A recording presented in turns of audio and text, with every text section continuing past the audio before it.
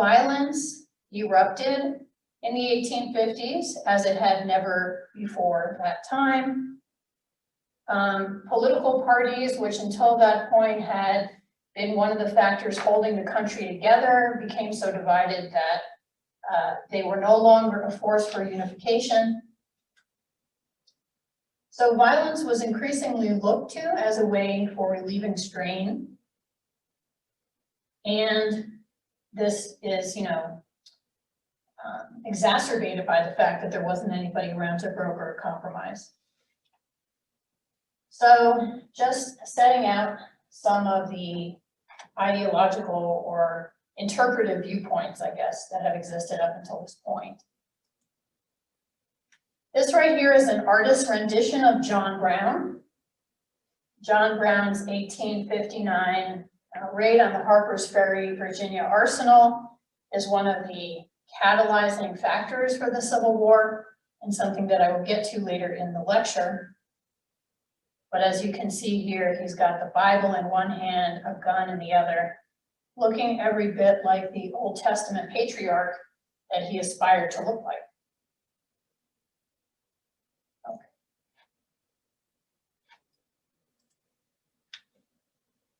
One of the things that leads to the Civil War, obviously, is the breakdown of political structures that up until this point had crossed regional lines.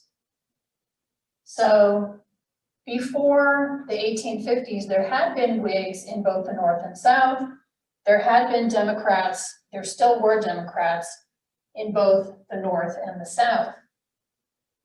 But the Southern Whigs split from the Northern Whigs over the question of slavery.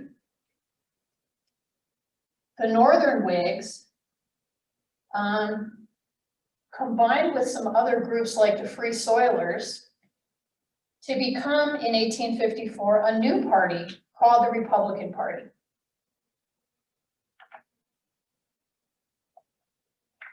And this Republican Party is the Republican Party that we know of today in terms of its genealogy, although not in terms of its ideology. The ideology of the Republican Party in the 1850s was free soil, free labor, free men. By which I mean, they were not in favor of any new territory coming into the Union as a slave state. They were in favor of labor of all kinds. However, they didn't believe, for example, that working men should form into unions. They believed that people were individual kind of social atoms when it came to making labor contracts, and that if you didn't like what your boss was offering you in terms of a wage or working conditions, your response to that ought to be to leave and find another job. There were a lot of wealthy people within the Republican Party in the 1850s and a lot of employers of labor. Free men, well, they were against the institution of slavery. And not only that, but they were beginning in the 1850s to believe that Southern states were ganging up together to take the rights of white men in the North away from them. And what right am I talking about? Particularly the right to ban slavery from their states. They called this the slave power conspiracy and believed that pretty much everything Southern states did was designed to advance slavery to the point where Northerners couldn't object to it. Lest this seem a little bit like a conspiracy theory, I want to remind you that the Fugitive Slave Law of 1850 required Northern states to help Southerners recapture fugitive slaves, which had not been the case before. Not only that, there's going to be more stuff that happens in the 1850s that adds to this idea of the slave power conspiracy. The Republican Party was only a Northern party. It really didn't get any traction at all in the South before the Civil War, and that is going to be something that contributes to the Civil War. Republicans were mainly highly educated Protestants, proud of their industrial accomplishments, dismissive of the South for its agricultural economy. The first candidate that they ran in a presidential election was John C. Fremont, who had been the governor of California when it came into the Union. And his name went along excellently with their motto, free soil, free labor, free men, Fremont. But as you may know, he didn't win the 1856 election. The Democratic Party, which had been a force uniting the country, split into Northern and Southern Democratic parties, with the Northern Democrats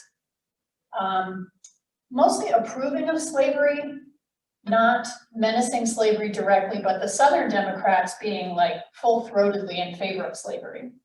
So the two sets of Democrats felt slightly different in terms of their enthusiasm.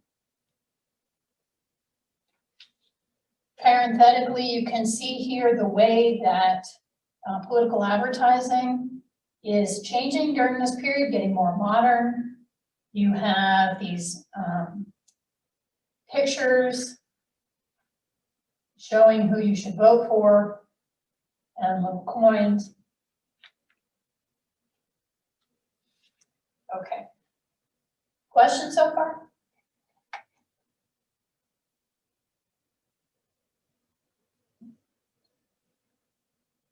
All right.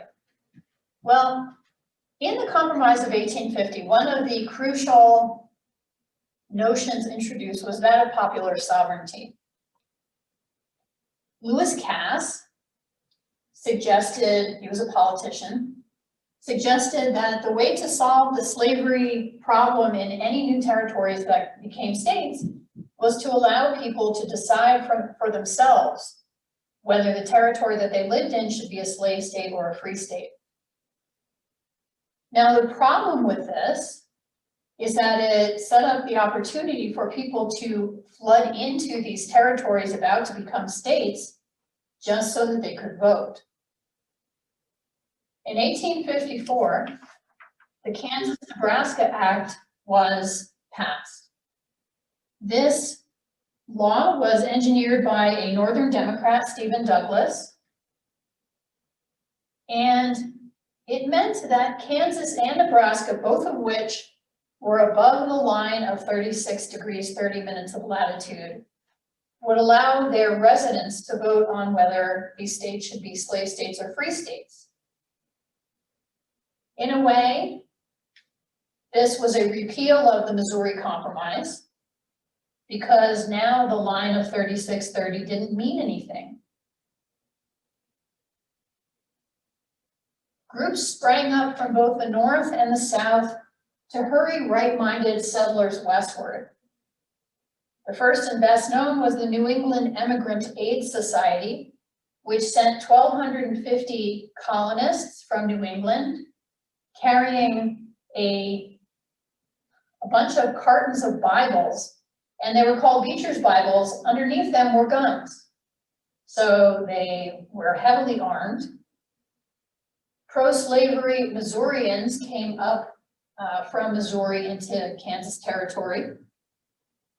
And what you saw was the development of dueling state capitals,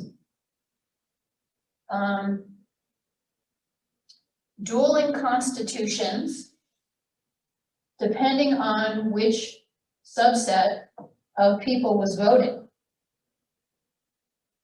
Over time, this escalated into violence. In May 1856, the town of Lawrence, Kansas was sacked by a pro-slavery mob. And things had, become a kind of small-scale civil war in Kansas.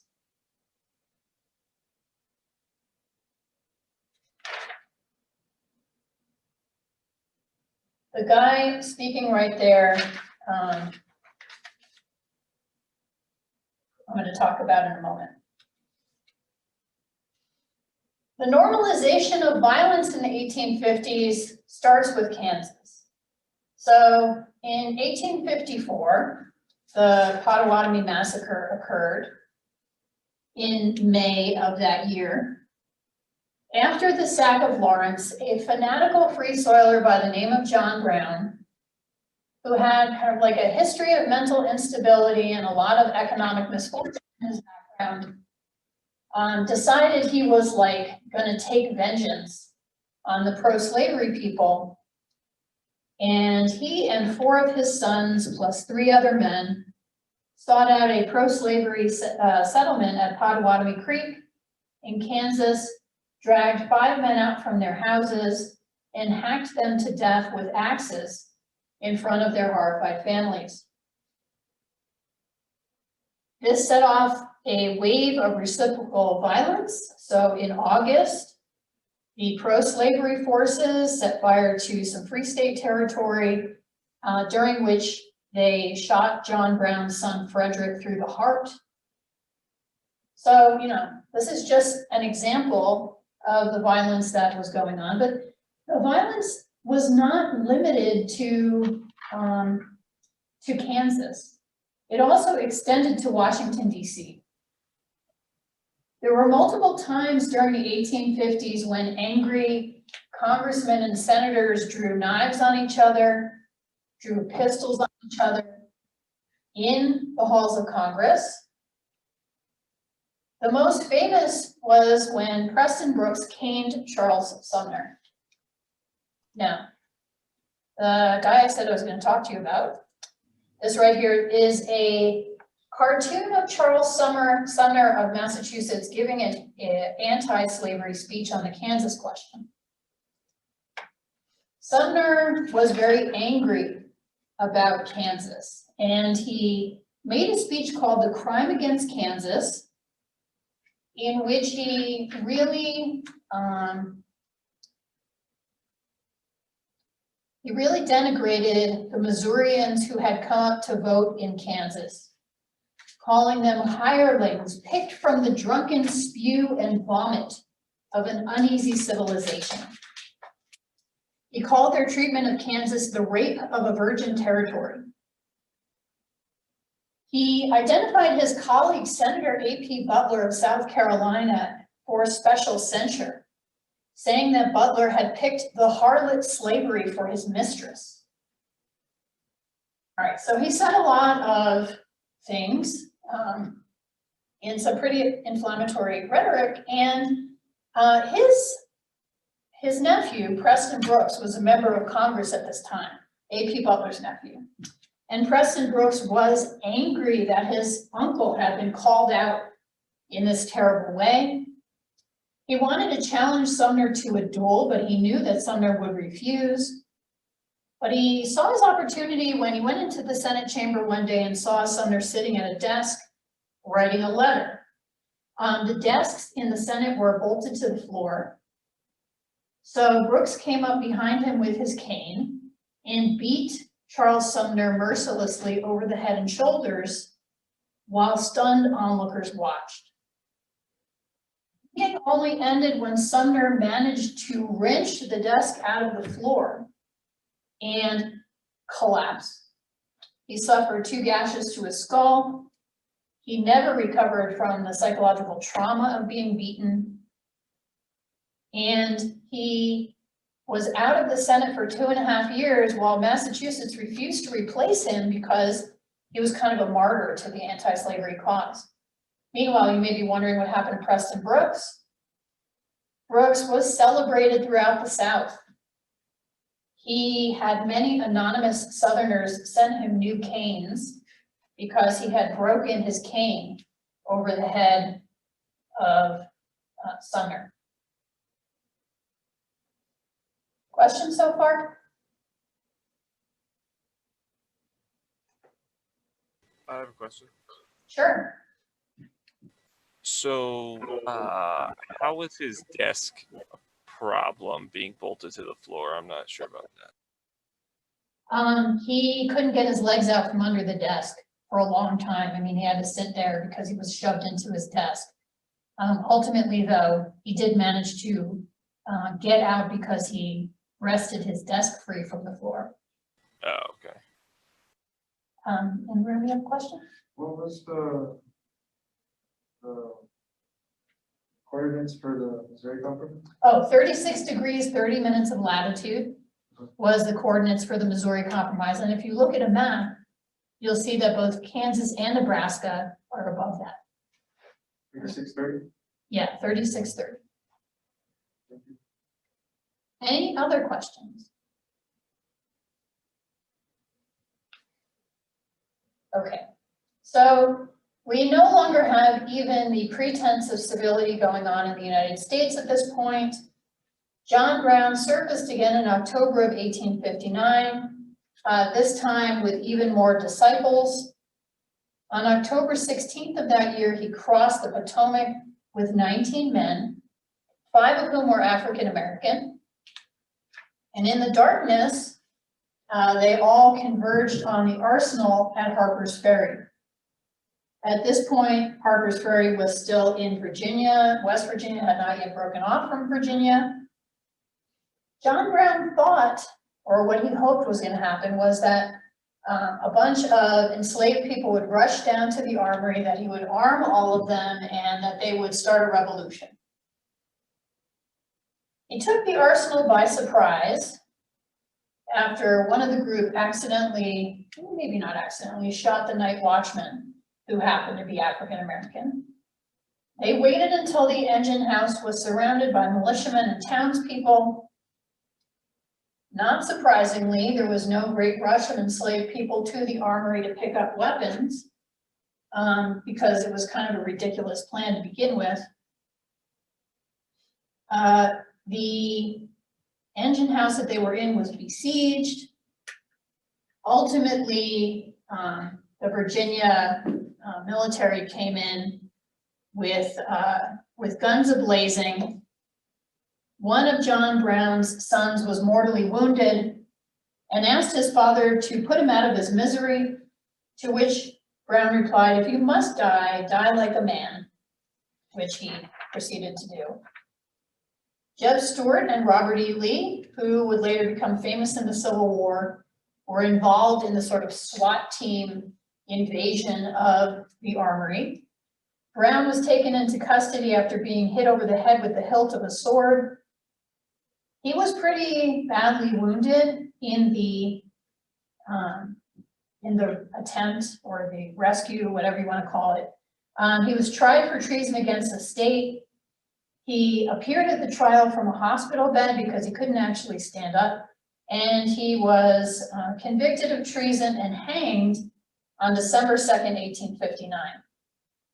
Now remember that I said October 16th was the date of the actual event. December 2nd was his hanging. This was the fastest example of justice probably ever. John Brown's attack on the Harper's Ferry Armory became a real flashpoint between Americans in the North and the South. Frederick Douglass praised John Brown as a martyr, saying, you know, he did something that I have not done. He put his life on the line for the freedom of enslaved people. Meanwhile, people in the South classified John Brown as a terrorist. They also began to lump him in with the Republican Party and to argue that violence should beget violence.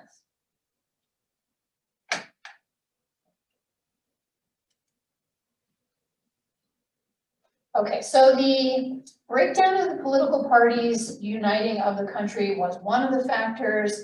The rise of violence was another factor. And now we get to more of that slave power conspiracy thing that I talked about moments ago.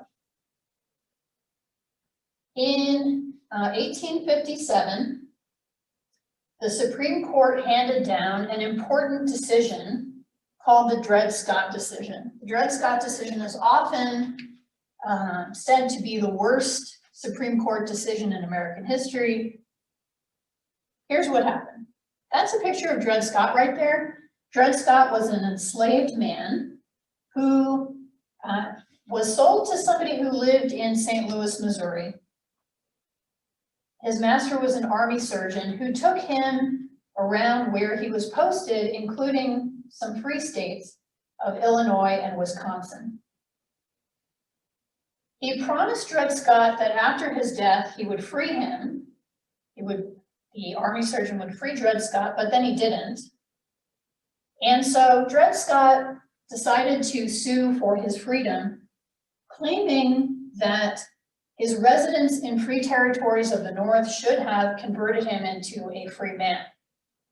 That, you know, his servitude ended as soon as he was brought to the free states of Wisconsin and Illinois.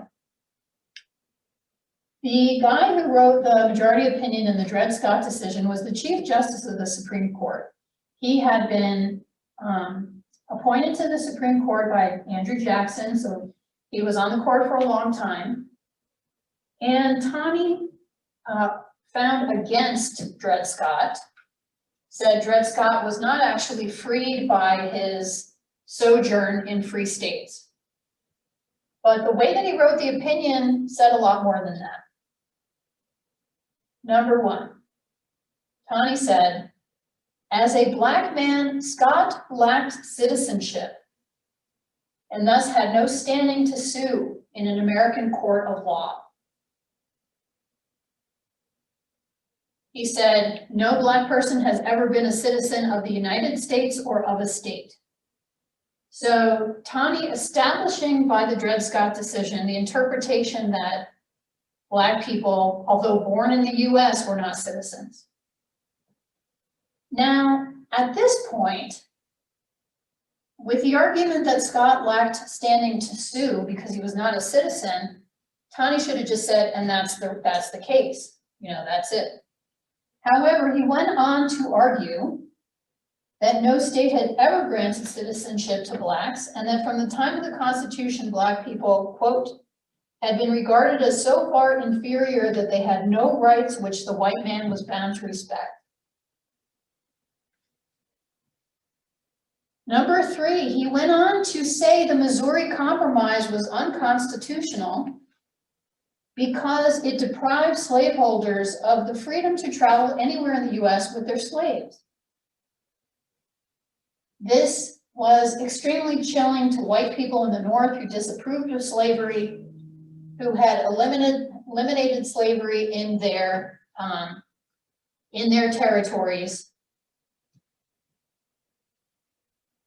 And they said, you know, this is just another example of the slave power conspiracy.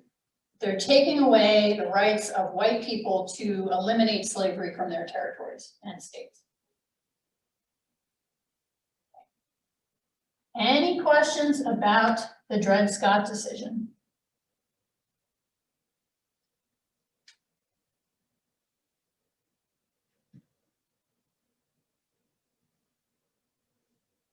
Okay.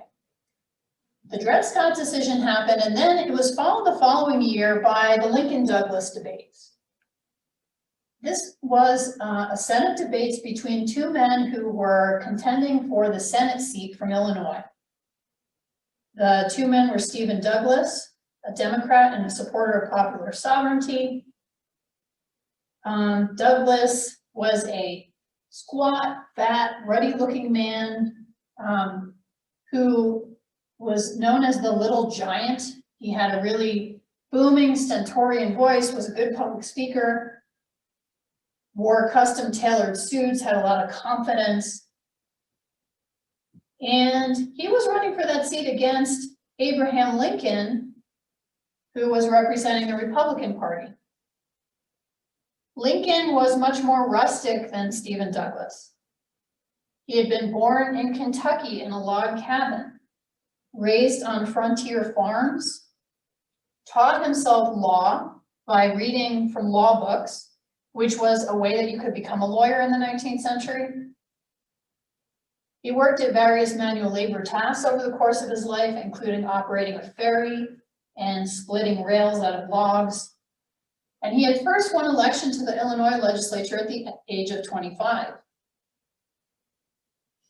Lincoln was much more goofy looking than Douglas. He was extremely tall. He wore ill-fitting suits.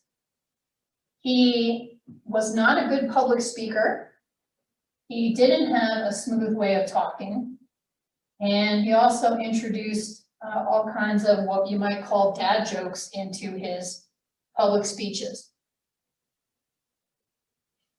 So there are two very opposite looking individuals. They had 6 debates all throughout Illinois, and these debates are important because they were published almost in their full word-by-word account in newspapers across the United States. During the debates, Douglas painted Lincoln as an abolitionist and as a believer that the two races, black and white, were equal.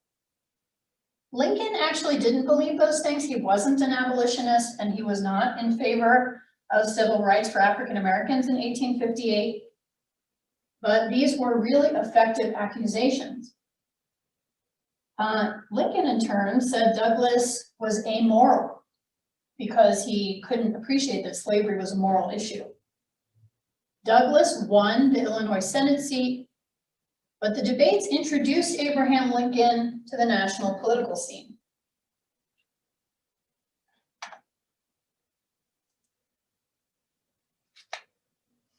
In a speech in 1848, in which he talked about irrepressible conflict, William Seward said, "The North and the South are two very culturally distinct societies formed by different ideas about slavery."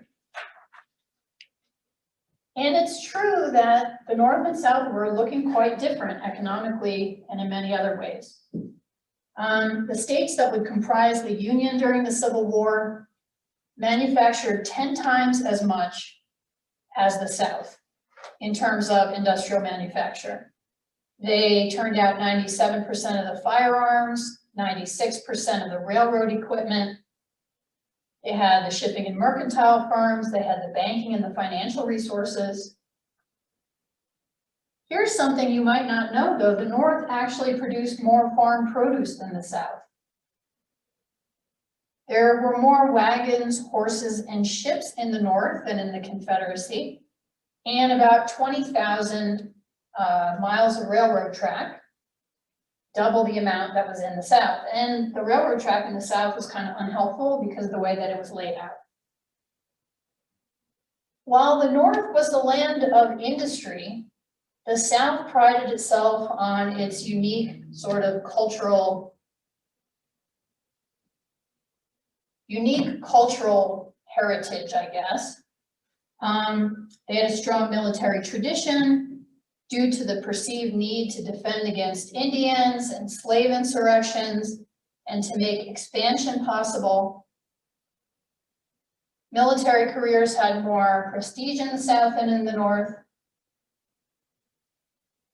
And, you know, they were fighting on their home turf throughout the Civil War, so this was something that would help to offset the great industrial supremacy of the North.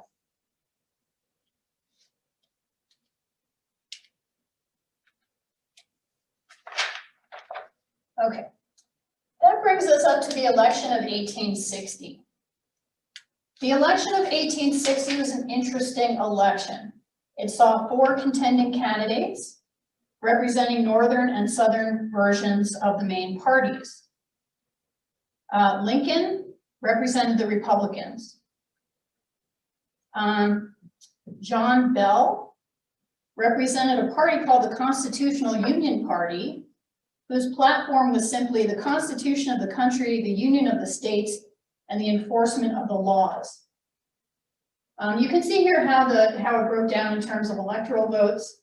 Bell and Everett only got those border states there, Tennessee, Kentucky, Virginia. There were Stephen O. Douglas running for the Southern Democrats. And as you can see, he only took 1 state, or the Northern Democrats. And then for the Southern Democrats, John Breckinridge was running, and he swept the South. Lincoln had only 39% of the total popular vote. But because of the way in which the electoral votes were distributed, he was able to win the presidential election outright without there being any kind of runoff or whatever. He carried every one of the 18 free states. And what do you notice here about the free states versus the slave states? In terms of electoral votes. You have this? No. The majority of electoral votes are in the free states. Yeah, there are a lot more electoral votes in the free states, and this had to do with the population of the free states. The slave states are still only getting 3/5 of the total population of enslaved people being counted towards the census and thus towards the number of Congress people that they have. Originally, that helped them at the very beginning of our nation's founding, but by this time, the number of people living in the free states has really outstripped that in the slave states. So Lincoln is elected president even though he didn't appear on ballots in the South. Well, this was seen as a great problem by Southern states. And it will not surprise you to hear that the first state to jump out of the Union was South Carolina, which on December 20th, 1860, voted an ordinance of secession. They declared the state's ratification of the Constitution repealed and the union with the other states dissolved. The legislature produced a declaration of the causes of secession, which said the reason we're seceding is due to the threat to slavery. They said Lincoln wants to eliminate slavery, and that's why we got to get out. Did the South have a right to secede? Well, Lincoln, in his inaugural address on March 4th, 1861, said no. He said, the union of the states predates even the writing of the Constitution. And even if the United States were only a contractual association of states, no particular state can pull out without the consent of the whole. But he got around the constitutional question by never recognizing the Confederate States of America, which is the alternate government that the seceding states formed into. Instead, he just described these as territories in rebellion. You know, territories in which people were rebelling. So he never recognized the CSA as an entity and got around the question of whether secession was legal. South Carolina seceded and was followed by 10 other states between, the beginning of 1861 and April of 1861. James Buchanan, who was the president of the US at the time, was not one to force the issue. He wanted to mollify the South, so he didn't send any federal forces against it. And as the Southern troops encroached on federal property, Buchanan moved Union troops further away. He was threatened with impeachment ultimately for not standing up to the secessionists. And so he sent a ship, the Star of the West, to bring provisions to federal troops at Fort Sumter. When the ship was fired upon, this was considered an act of war. There was one final attempt at compromise made in February 1861, led by John Crittenden of Kentucky. It would have restored the Missouri Compromise line, but not enough states were interested in getting together to participate in any kind of brokered compromise, and so it led to nothing. In March, as I said, Lincoln was inaugurated, and he took a much stronger stance than Buchanan had done about federal property. He moved to resupply the men at Fort Sumter with food on April 4th, Before he could even do that though, and Fort Sumter, by the way, is located in Charleston, South Carolina's harbor. So Southern guns in South Carolina were able to reach Fort Sumter. This attack occurred. The Southerners were able to capture the fort by shelling it.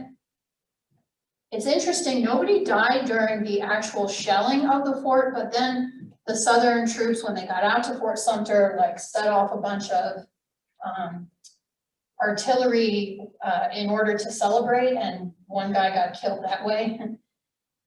Anyway, April 19th, that should say 1861, I gotta fix that. Lincoln blockaded the southern coastline, an act which the Supreme Court would later construe as the beginning of the Civil War. Okay. Any questions about this? So Lincoln and the Republicans were from the north, Mm-hmm. and then the Democrats from the south. Right. And not just the Democratic Party was in the South, but this was the Southern Democrats who had kind of split the Democratic Party in half. They were the ones who were in charge in the South when the South seceded. Do you think that's sort of switched since then? Oh, yes. There is a thing that happened in the early 70s and late 60s when Richard Nixon came into office. He knew that a lot of people who had formerly been Democrats, like the South was solidly Democratic up until that point. And he knew that a lot of people who were Democrats had been turned off by the civil rights achievements of Lyndon Johnson. And so he appealed to those people in what's called the Southern Strategy. And the South went from being a Democratic bloc, which it had been really since the end of the Civil War, to being what it is now, a Republican bloc.